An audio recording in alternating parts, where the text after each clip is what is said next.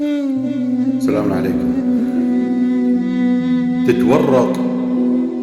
تتورط تسوي الخير.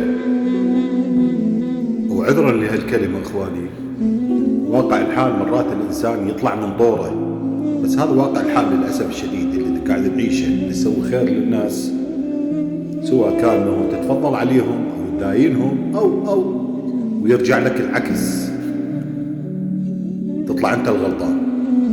اقول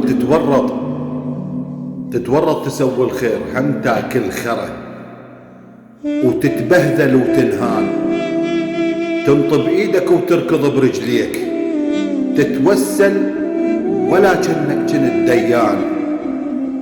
فوق الخير تشيلة ماش، تاليها الندامة وتطلع الغلطان. شبيها الناس ضيعت للبخت، ما ظل بعد معروف، تتلاهف على الخسران. بس ارجع واقول صحيح خسرت، بس هم بعد ربحان. سلمت الامر للعين ما تخفى، ولو لاحق ظلم